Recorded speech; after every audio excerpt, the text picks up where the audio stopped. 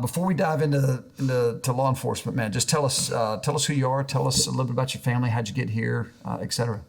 Sure. So Andrew McClenahan. I've been a member here at Wildwood for, I think we've been attending for 14 years. Became a deacon about 11 years ago. I'm on a sabbatical from that right now, but remember my wife was the first person to attend here when we were looking for a church.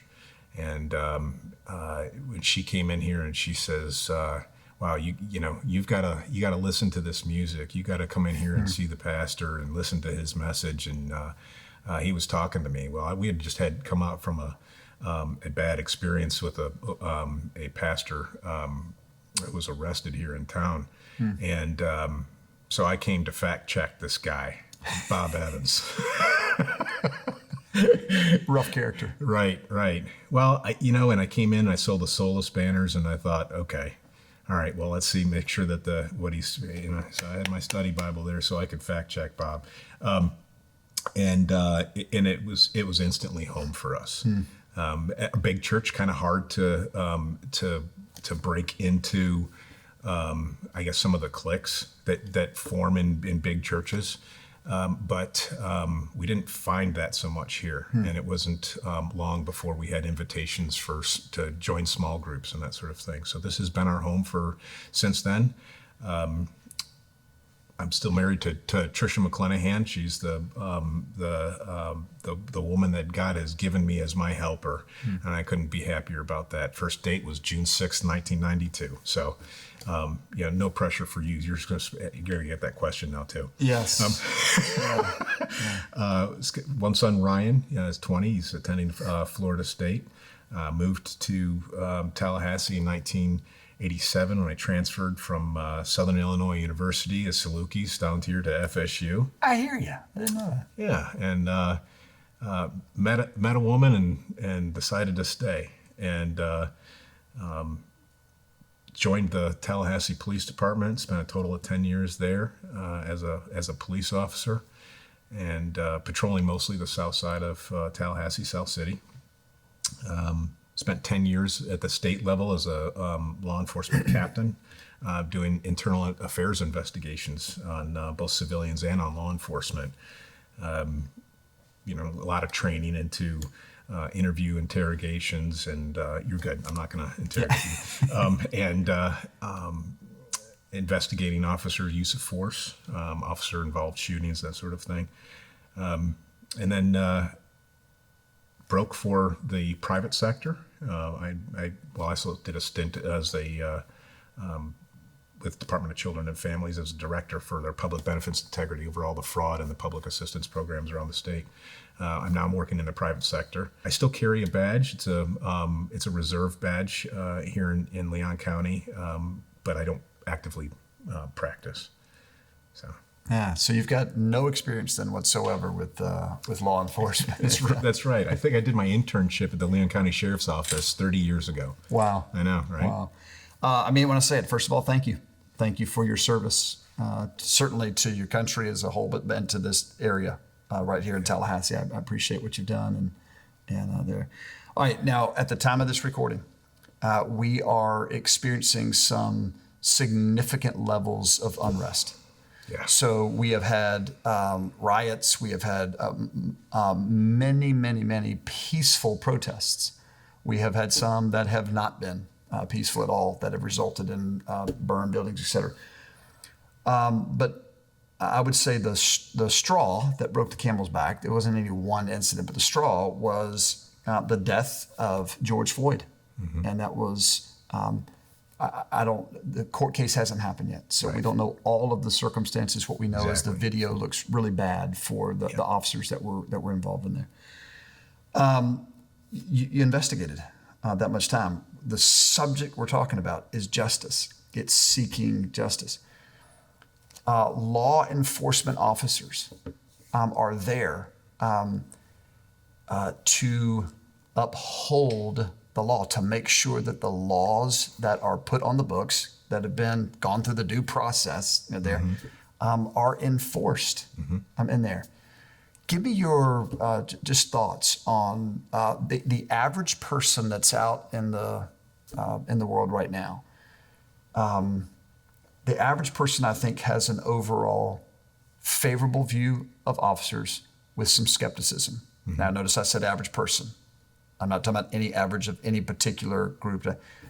Give me your perspectives on what it's like as to be a police officer. Wow. Well, when it comes to public's perception and I think in support, I think that it's important to understand that when you're talking about that, quick to listen, slow to speak, that's not what's happening right now. And that's not what's happening in the world and in the culture and the reactions. You're right. We don't know it all. I have, experience and knowledge and training as it comes to in custody death syndrome and situations like that. That's not something that I think the general public knows. And so when all the factors and all the evidence comes out, justice is for both the victim and for the offender. And that's a process. It doesn't happen instantly. So the rush to judgment or the condemnation, it's unbiblical. It is. I think that the word says that is that if you you condemn the righteous and you give breaks to the wicked, God hates that. It's an abomination. And I think when we're in a rush to judgment, we're at risk of that. From a law enforcement perspective, it's not what we signed up for. And it hurts. I've had friends whose patrol cars have been firebombed in their driveways. Their information has been put out. My information, Trisha, our address, our information has been put out there. Steal their identities. I've experienced contracts out on me. A lot of police officers have, but this is the first time that I think law enforcement as a profession is being hunted, and I think that is the perspective when it comes to sheepdogs, and wolves. The general public as sheep. And I think that not as an offensive way. I mean, I think that, Scripture refers to us as sheeps too. So yeah, valuable, right. cherished, right? And shepherds that tend to and feed the flock. There's also sheepdogs that guard the sheep from the wolves, and the sheep are scared of the sheepdog. It's got sharp, pointy teeth, just like a wolf. But it's when those wolves come that the sheep need that sheepdog. The wolves are here, and the sheepdog, those law enforcement officers, are being attacked by both the sheep and the wolves. That hasn't happened before, not in my lifetime. So the average officer. So you investigated. You investigated both civilians as well as officers. Mm-hmm. Looking, you and I have talked before. You do not believe that 100% of officers have never done anything that is that is wrong. God has given us the governing authorities. Government has a variety of positions that are within it, but seeking justice is what law enforcement officers do literally every day of the week. As a believer, were you consciously aware, I am carrying out what God has established here on the earth? Yeah. If Adam was the first occupation as a farmer in the Garden of Eden, who was the first government employee? It was an angel with a flaming sword that meant to keep out the evil out of Eden. Law enforcement officers, we don't have flaming swords. That would be really cool. Yeah, but there's a reason why they're armed with both lethal and non-lethal tools in seeking justice. It means holding those people who have broken those laws, man's laws, which are based off of God's law, the Mosaic laws, holding them accountable. And the importance of that is weighing all the evidence. I mean, we have to do that correctly, or else we are abusing justice. It becomes injustice. And so, yeah, I think it was my 6th day on the job, in which at the Heilman Golf Course, in which I think he was 12 years old, kid that had broken into the golf shop, pointed a gun at me, and I pulled the trigger on him. And now, fortunately, something made me duck behind the little starter shed.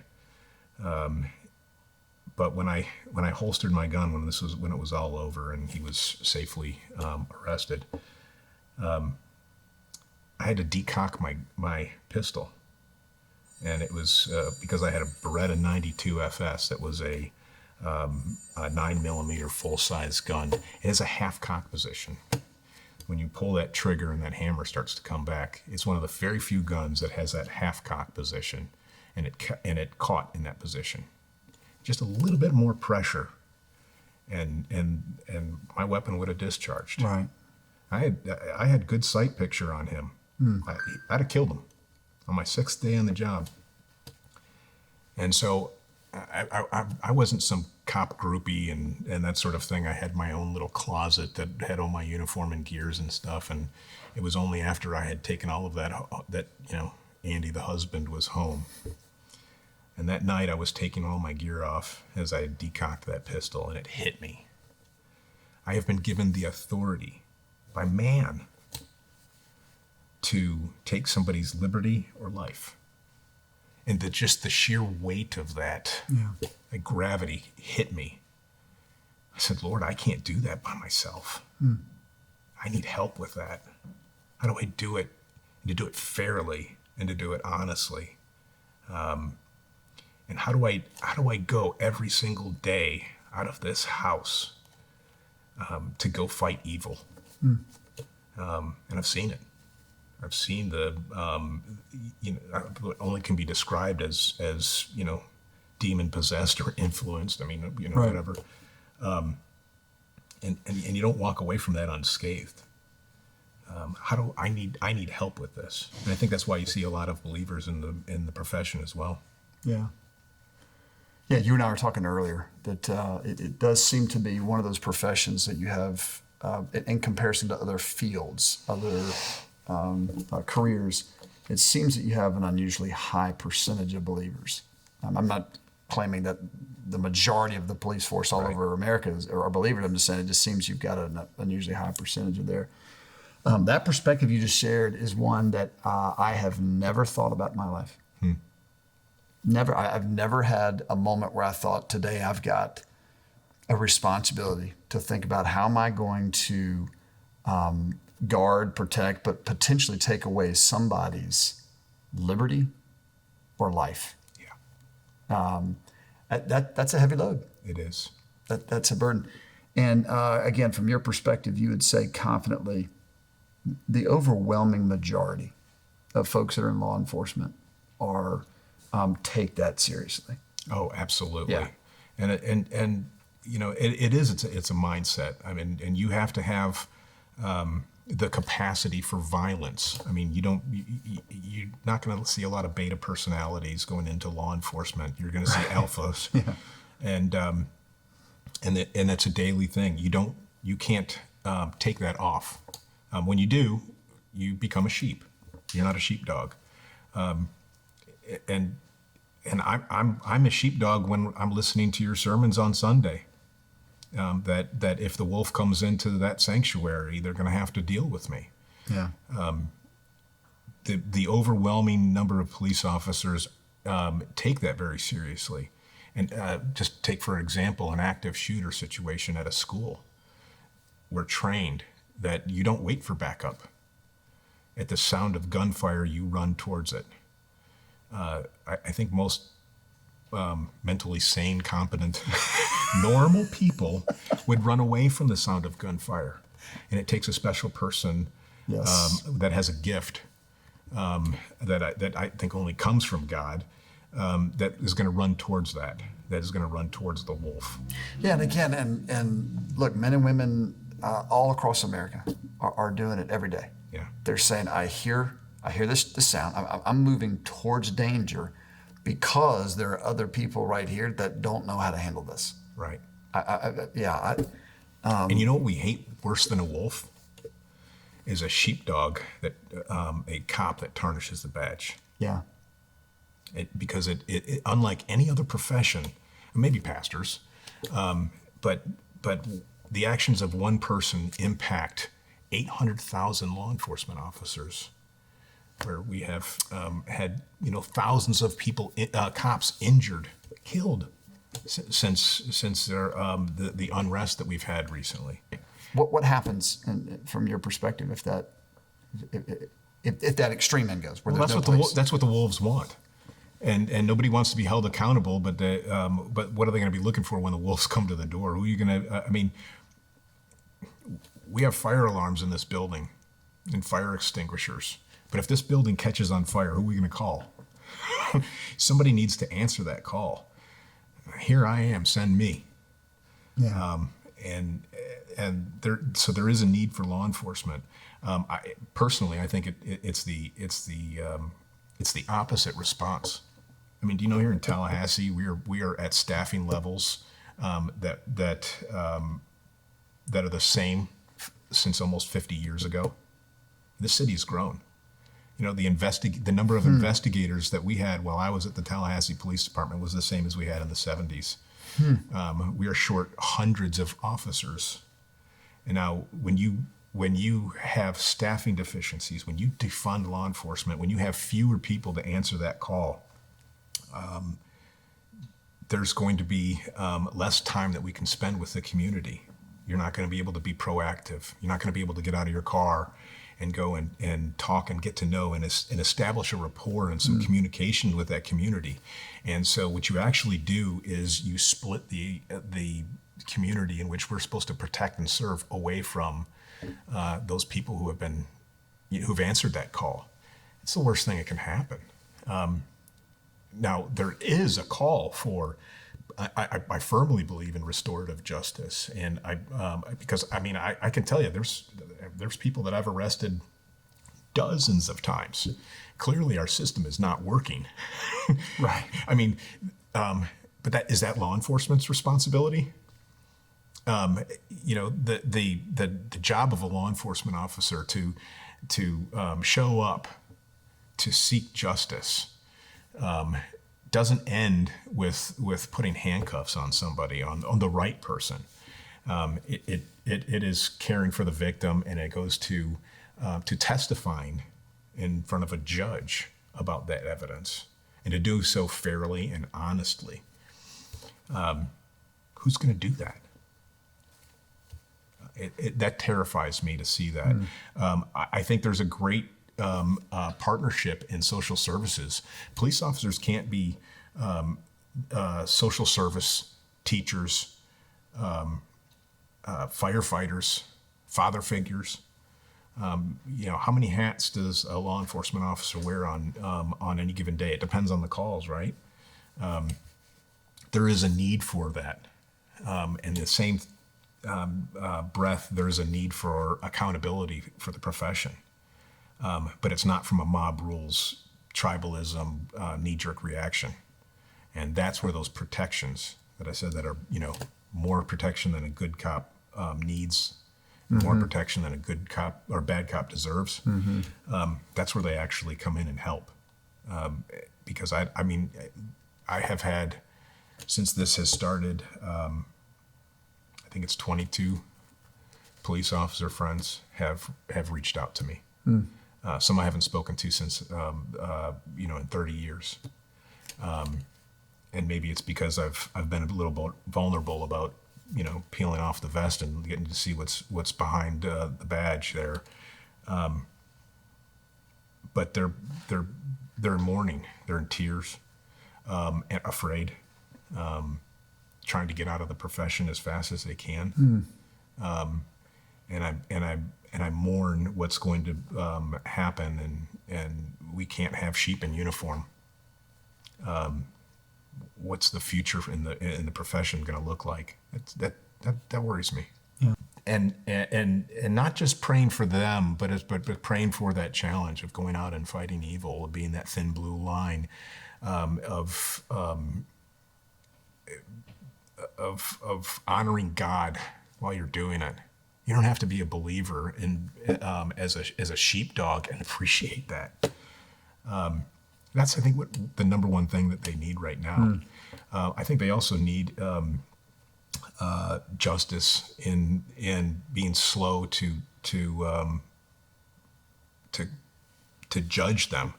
I think that the worldly mob view groupthink that is coming around. I think as Christians we should pump the brakes a little bit here.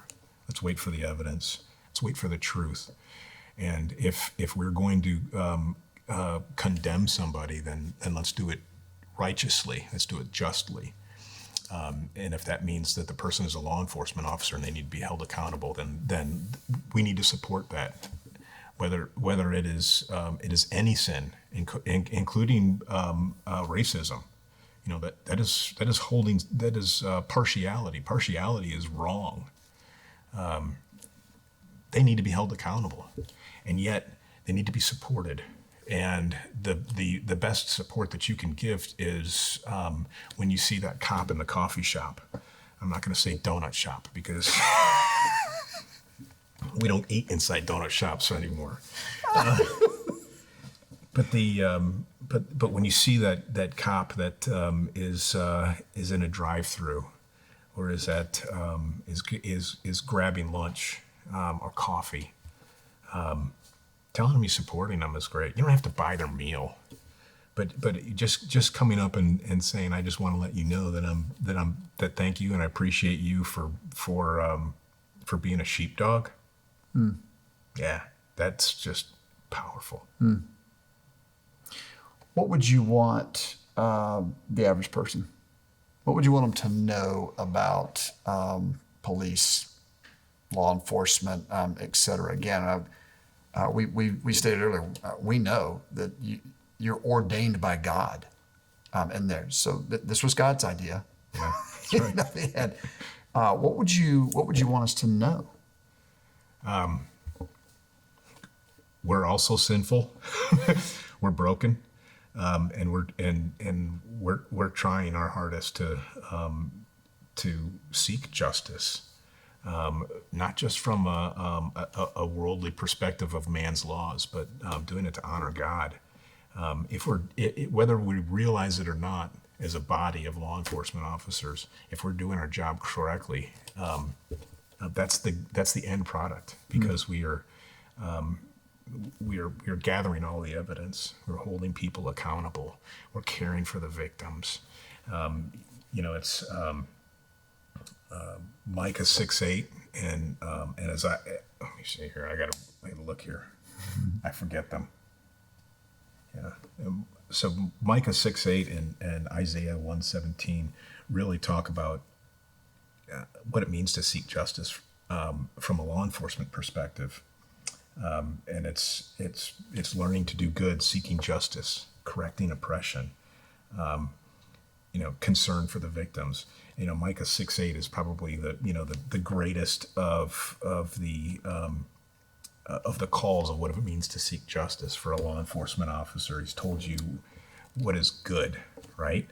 And that is to do justice, to love kindness, to walk humbly with God. But that's all of us, isn't it? And so it's a profession, but it's not a life. Every officer takes that uniform off. They're still a sheepdog. But they may be a believer. They may not be a believer. They may need somebody to witness to them. And I think we can do that both individually and collectively as a body, as a church. I think we can help shepherd them, encourage them. And from a shepherd and from a sheep perspective, is let the sheepdogs know that we appreciate them. Yes. By the time this airs, we will have taken those exact 2 passages on week number 1. All right. And talked about, because it is the call for God's people. Yeah. It is police officers, sheriff department, all of them. They may lead the way, like a deacon leads the way in a church for a service, like an elder leads the way when it comes to the spiritual needs of church. But the whole church is called to serve. The whole church is called to think critically. The whole church is called to seek justice. Yeah. We just have examples and models in front of us. Is where it goes. Brother, I just want you to hear from me, just thank you. Thanks for devoting so much of your life to this. Because I am convinced the overwhelming majority of America is grateful for law enforcement. Yeah. And not just, hey, we want you around because we need a big brother. I think the overwhelming majority of people are grateful. I understand all the reasons, I really do, why some may have more of a skeptical view than someone else. I get it. Had I been living in LA in the 20s, Right. I'm not sure I would have had all that much confidence in law enforcement there. But thank you. It's a noble profession. It's honorable men and women, and we're grateful. So just thanks. Thanks for being with us here today and helping. Anything else you want us to know? I would say that if you have questions, if you see something and you don't understand it, when it comes to law enforcement, there's a lot of people here in church that we have that are in law enforcement. Ask them. Say, hey, can we get coffee? I want to understand this better. They'll share. If we're going to be quick to listen, there's some perspectives that can help with that. Great advice. So, Good. thanks. Thanks, bro. Yeah, thank you, dude.